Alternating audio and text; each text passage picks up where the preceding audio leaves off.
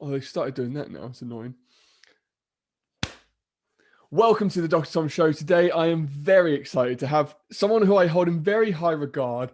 And you're going to see why as we get into the show.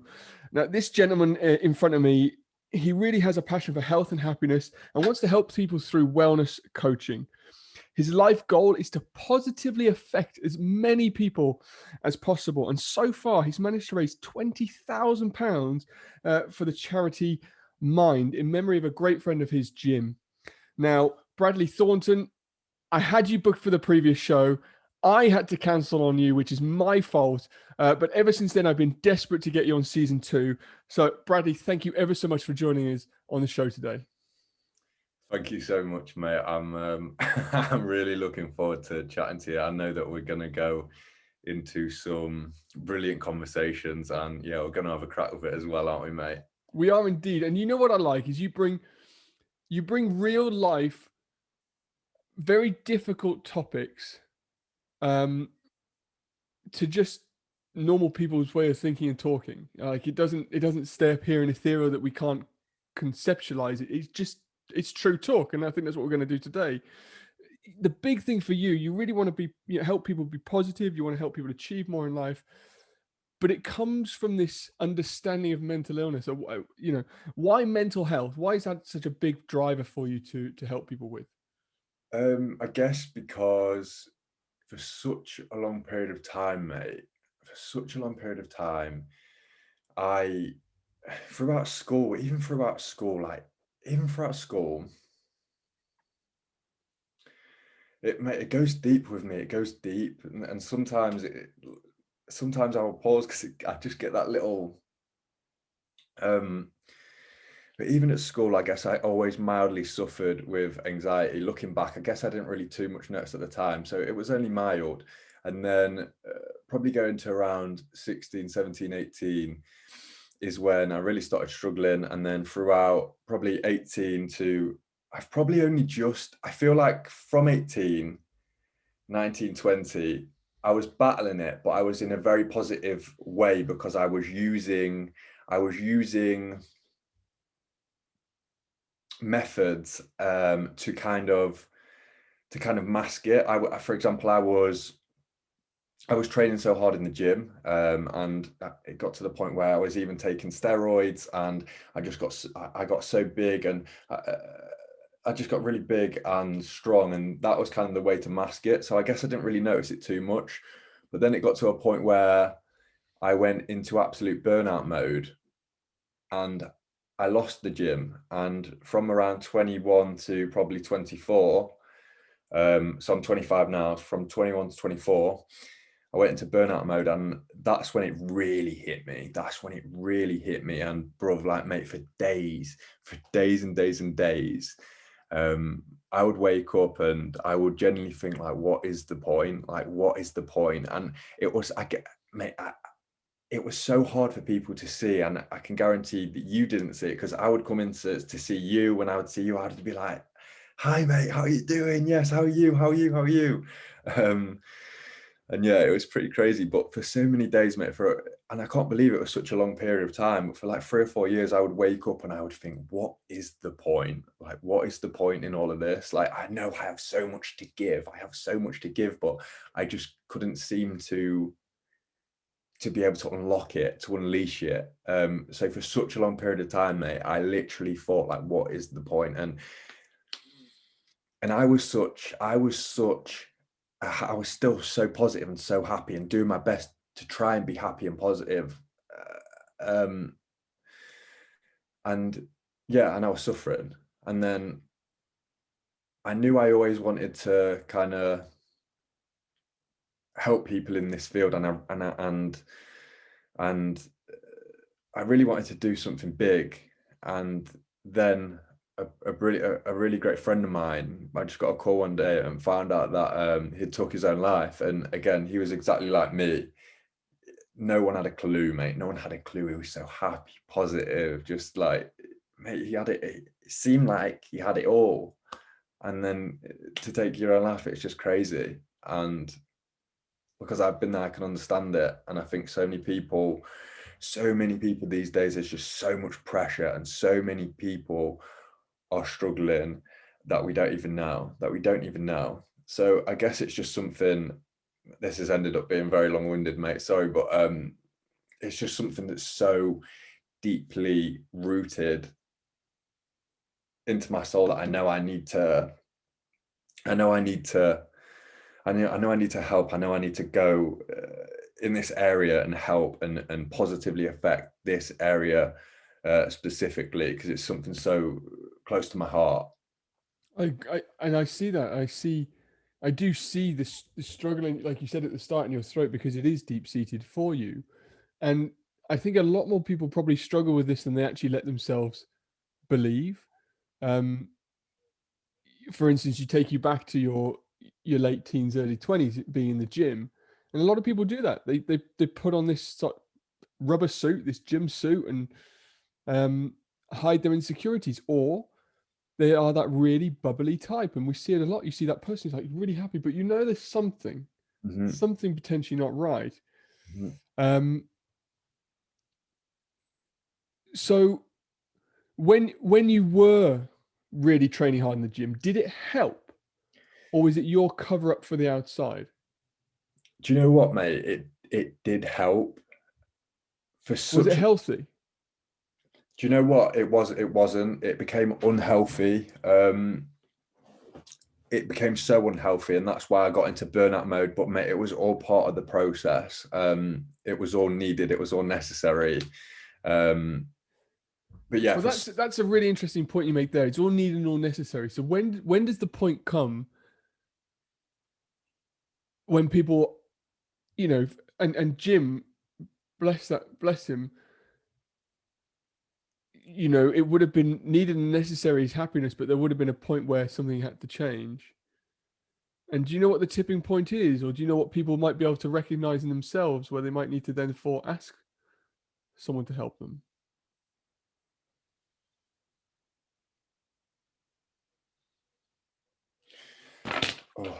that is a tough one. That I is suppose maybe when you're in it, you don't see it. Is that right? for me. For me, I was always someone. I was always someone who I could ask for help. I did ask for help. I went to see multiple kind of therapists, hypnotherapists, life coaches, and they all helped me massively. Um, So if we take it this way, how about if you saw that person, and you do work with people like this,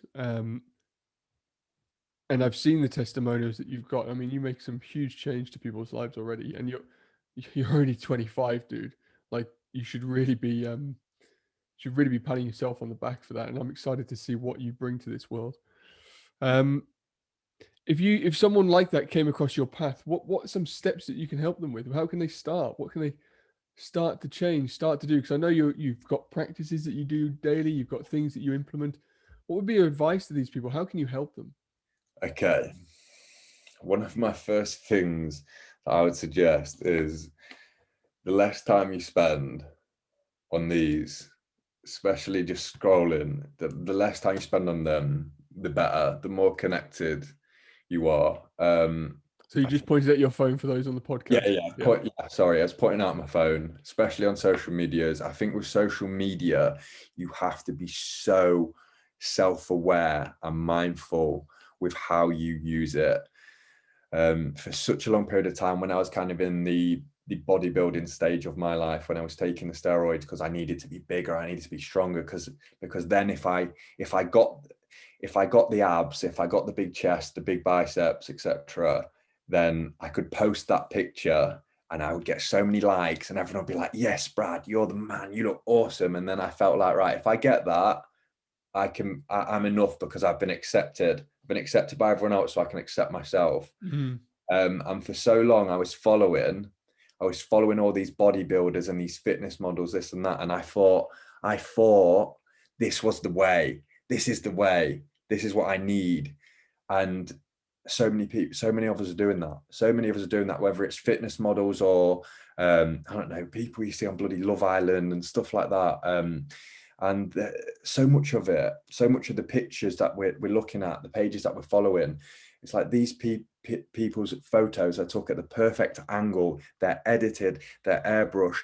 A lot of these people's jobs are to be in the gym. They have trainers, that's their job.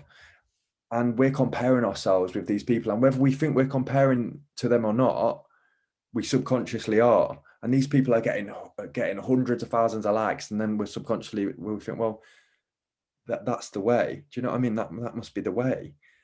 And then because you're not like that, mate, even when I was shredded, and even when I had six pack, and I was my biggest and my strongest, it wasn't nowhere near enough, and it becomes so unhealthy. And a lot of lads, what we're doing is we're taking the steroids. We're having unhealthy relationships with the gym and with food, because of these pressures. Girls, what are we doing?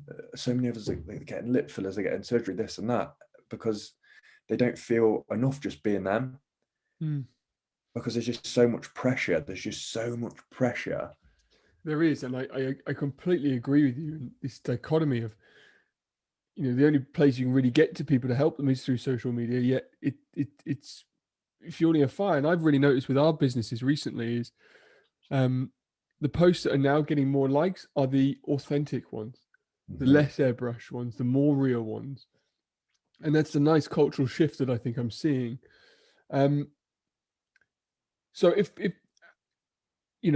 social media is a huge distraction, like it's what people do. Like if you stand at a bus stop not on your phone, people think you're weird.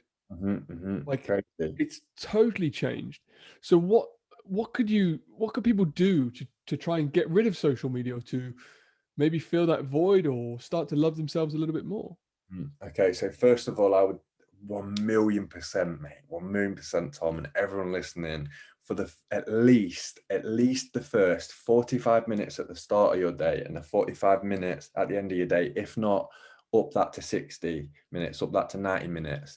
Start at 45, but then start upping it and see how you feel. Get off the phone. Have a rule. Have some rules. I can guarantee if you get off your phone the first thing in the morning and the last thing in the evening, and you implement some positive habits, that will change the game.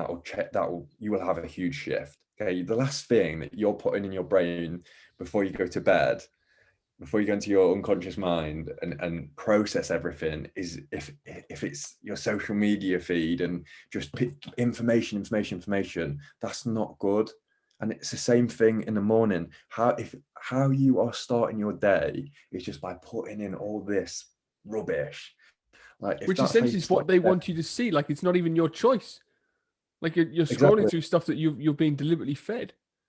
Exactly. And you're right. You talked about the conscious mind there. It's that waking up and going to sleep, our brainwave states are changing, so we are more suggestible.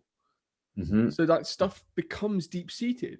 And I like what you said, do something different, create different healthy habits. What do you mean by that?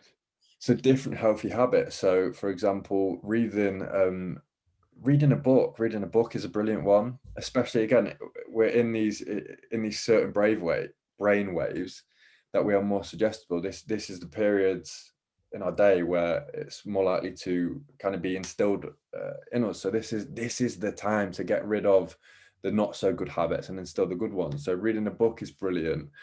Doing some meditation, absolutely brilliant, because meditation, I think so many people are put off because they think it's like going to be some like Indian guy, like, ooh, like meditating on a mountain. You don't have to do that. All you have to do is lay on your bed and put in your headphones and listen to a guided one on YouTube or Headspace. And that practice of stilling the mind has helped me so much. And I know when I'm in a flow with doing it, I feel so much better, and I can tell and feel when I am not. I feel more anxious. I'm in my head more. So I think practicing that stillness is absolutely key.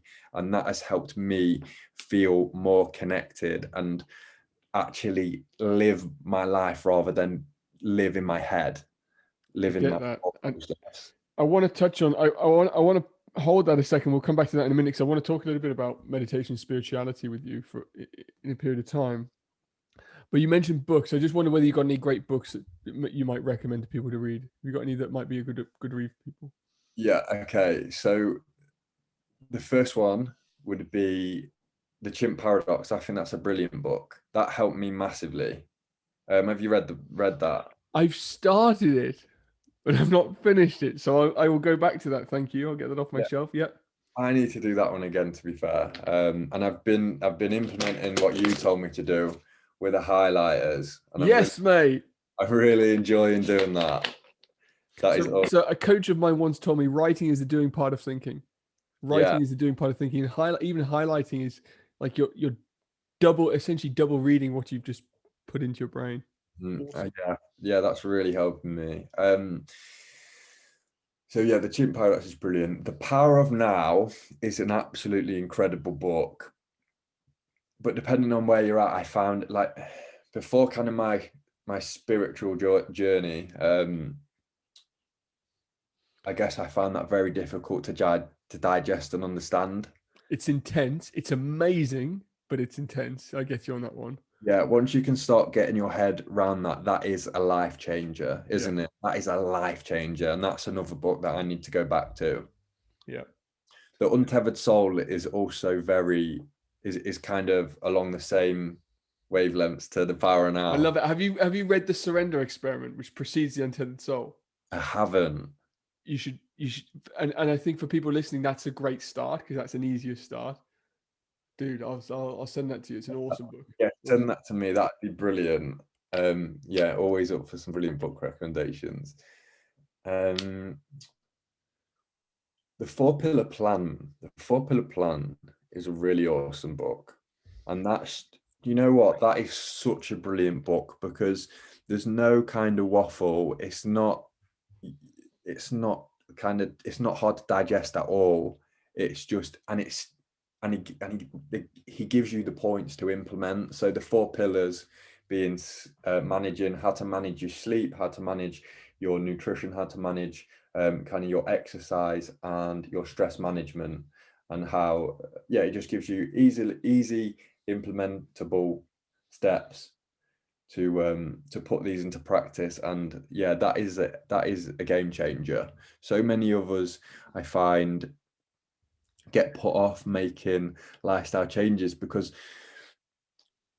we think it's going to be like going to a boot camp, or we think we're going to go to a PT and it's going to be kind of like, it's going to be like a boot camp. It's going to be all chicken and rice and broccoli. Do you know what I mean? And yeah, it's small steps often, for a consistent period of time that make the difference. definitely. So yeah, the four pillar plan can definitely give you some good steps in the right direction to some more positive health and well-being. Really, I love that. And Brad, I can't wait for your book to come out. mate. I know. I haven't started making notes or anything, but I know. Yeah, it's one of them things that I know will happen. Oops. You've got one in you. I know you've got one in you. I know. So tell me about, so we talked about meditation. Like the first time someone told me to meditate, I think I'd probably punch them in the face if I'm honest. And it's something that I recommend to pretty much everybody I work with now. Talk to me about spirituality. What does that mean? Like people, it's such a word that can be taken in so many different ways. Like, what does it mean to you, and why do you think it's important? Yeah, I totally agree. It can definitely be taken in many, many ways. I think when you hear the words, a lot of people, when they hear the word spirituality as well, they're kind of put off from it, and they think it's all, again, like a hippie on a mountain doing meditation and like all this, all like witchcraft and this and that and stuff like that. And I think a lot of people are put off from it. But I think it simply just means, I guess it means to me, just finding my truths. So spirituality to you is finding your truths. Okay, I believe it's finding whoever you are, finding your truth, finding your path. And I think that's important because we do have a path. Like for some people, it's a bit weird, the concept of that we're all born for a reason and there's something to to achieve. And I believe that if you look at the probability of actually us being born, the conception working and life forming, it's crazy. Crazy. There's got to be a reason for it. And I think you're starting to find your path. Do you reckon? With helping people, is that where you think you're at now? Definitely, definitely. For such a long period of time.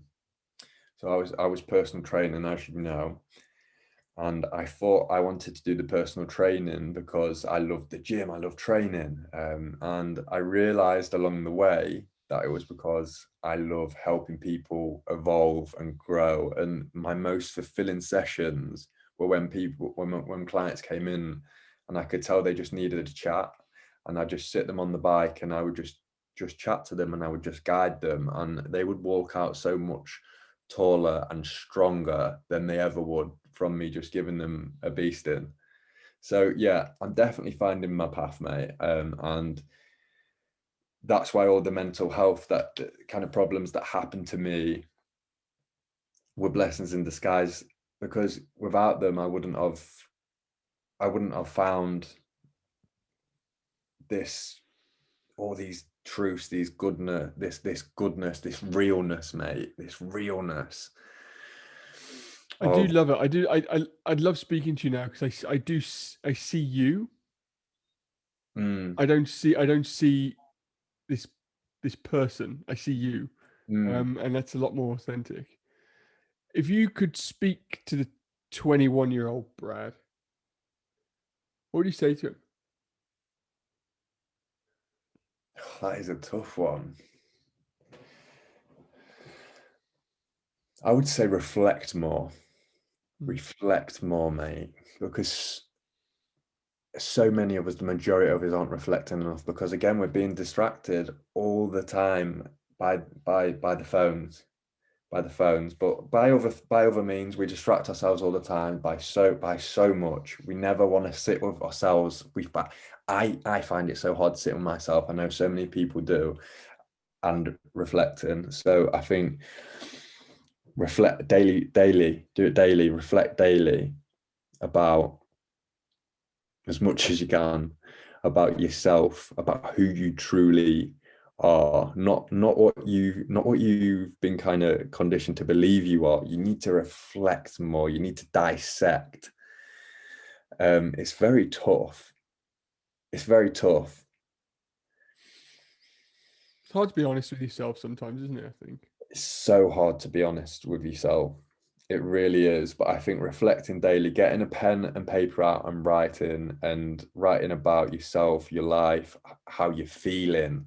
And I think how you're feeling, that's such a big one. I think we do too much thinking and not enough feeling. How many times do we feel that someone or something isn't right, and then in our head we go over it, go, no, it'll be all right, no, it'll be all right, give it the benefit of the doubt, and then it ends up, if you just listened to your gut in the first place, you'd been right. And I just think, yeah, we need to do a lot more feeling. So reflecting daily and getting in tune with yourself and how you're truly feeling and where you're at and maybe where you need to go. And I think that will help so many people, just being honest with yourself and reflecting. So talking about where you need to go, where's Brad going in the next 10 years? What are we going to see? What are we going to see from Brad in the next 10 years?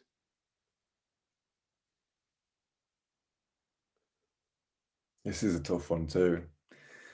This is a tough one.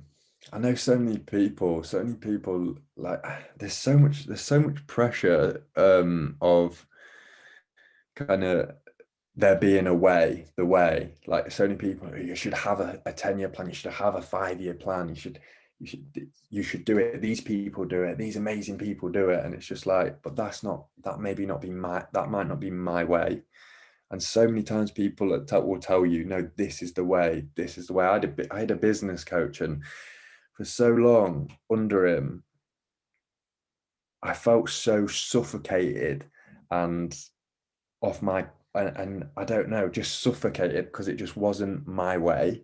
It just wasn't my way, and I couldn't do it, and it wasn't right for me.